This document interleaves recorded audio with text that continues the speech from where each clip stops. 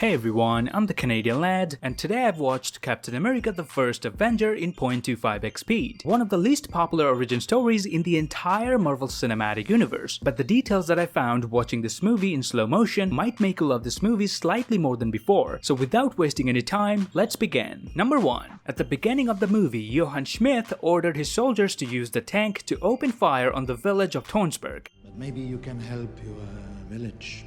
I have no need for them to die.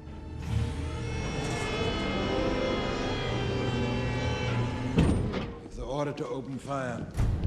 And in the next scene, we can see someone reading a newspaper that has an article with a headline that says "Elite Nazi forces overrun Norwegian town." So whatever damage Red Skull has caused the day before has been reported in a newspaper a day after. This is a great attention to detail. Number 2. From the very first minute where Red Skull appears in the film, if we zoom into his face, the stretch marks are quite visible, indicating from the very beginning of the movie that Johann Schmidt is indeed wearing a fake mask. Number 3. When Johann Schmidt goes to Norway to retrieve the Space Stone, 3 Hydra soldiers are shown attempting to open the tomb of the deceased Norwegian king with no success. Schmidt, however, is able to do it single-handedly in the same scene. So what 3 soldiers couldn't do, he did it with his bare hands. You can even see the commanding soldier getting a bit surprised when Schmidt attempts to open the tomb. So we're not even past the 6-minute mark, and this movie had already established 2 important things about the villain. 1, his fake mask, and 2, his incredible amount of strength, both of which are consequences of him taking an imperfect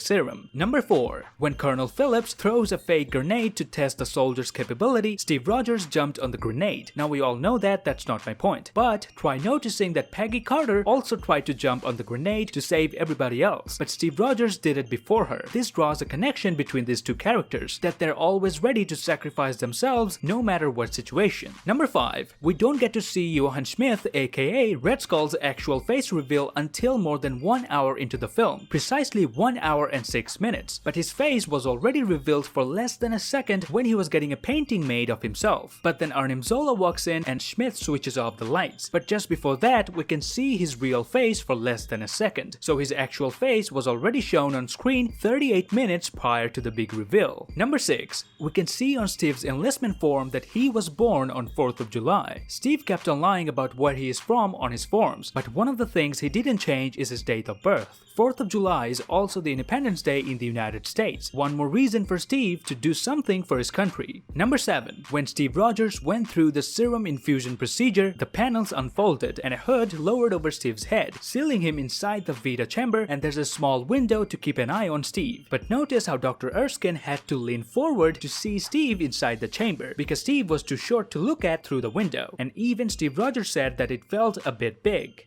Comfortable? It's a little big.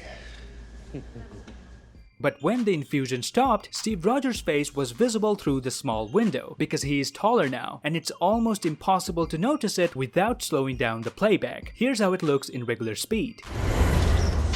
Number 8. When 3 German Nazi officers come to stop Red Skull because he hasn't kept his promise of supplying weapons, Red Skull decides to kill them all. But just before killing them, he casually counts the 3 officers in order to prepare his weapon for firing. Imagine a shooter counting heads in front of his victims to make sure how many bullets he's gonna need. That's arrogance of a different level. Number 9. When Steve Rogers executed his rescue mission and saved almost 400 soldiers, Johann Schmidt blew up his entire compound. So Arnim Zola had to escape with all his blueprints, and one of them seems to be a blueprint for some kind of a suit. The suit looks awfully similar to his actual form from the comics, which brings me to my next point, number 10. When Captain America saved Bucky, Cap had to make a jump as well, but listen to the background score, which is the same music that was used in Avengers Endgame when Cap lifted Thor's hammer.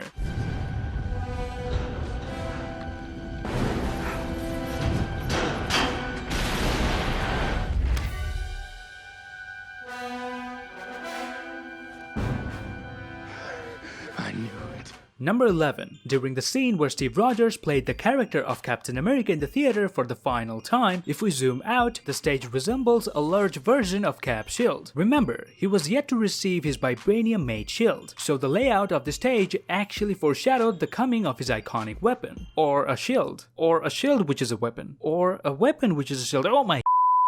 Number 12. After Steve Rogers gained a lot of fame for portraying the character of Captain America in theaters, kids and people in general started buying his comic books. But if you're a comic book nerd like me, then you'll notice that none of the covers of those books feature Bucky in it, because it wouldn't make sense in terms of storytelling. By that time in the film, Steve Rogers was already established as Captain America, but people were yet to know who Bucky is, so having Bucky on the cover photo would just mess up the continuity of the movie, and that's why they had to cut him out. Number 13. In the Stark Expo held in 1943, a mannequin dressed in red can be seen in a large tube. This character is also known as the Human Torch, and the fact that Chris Evans also played the character of Human Torch turns it into a more fun detail. Number 14. Steve and Bucky had a short conversation where Bucky tells Steve to get cleaned up, and Steve asks why, where are we going? And Bucky answers to the future. Gotta get you cleaned up. Why? Where we going? Future. As unintentional as it might be, or maybe they just meant the Stark Expo where projects of future are being shown, both of them eventually ended up waking up in the future. So I appreciate the wordplay from the writers of Captain America, Christopher Marcus and Stephen McFeely. Number 15. Right after receiving the Super Soldier Serum, Steve had to chase a Hydra agent, and in between he came across a fence. So he tried jumping towards the fence, with his hands reaching for the top, anticipating that he would need to jump over the fence like a regular person would do. But instead, because of the force of his running and his enhanced capability, he leaped over so high that he crossed the fence even without touching it. And now look at Steve's hand movements before the jump. This shows how unfamiliar Steve was with his new powers. He intended to jump like a regular person, but ended up doing it in a way that no normal humans ever could. And that's all I have from this movie as of now, but if you think I missed any of the details, then please go ahead and tell me in the comment section down below. Also keep in mind, this video isn't only about Easter eggs, it's about details that are difficult to notice in regular speed. And before I end this video, please grab the subscribe button if you haven't already, give me a thumbs up, and follow me on Instagram. I'll see you lads in the next one.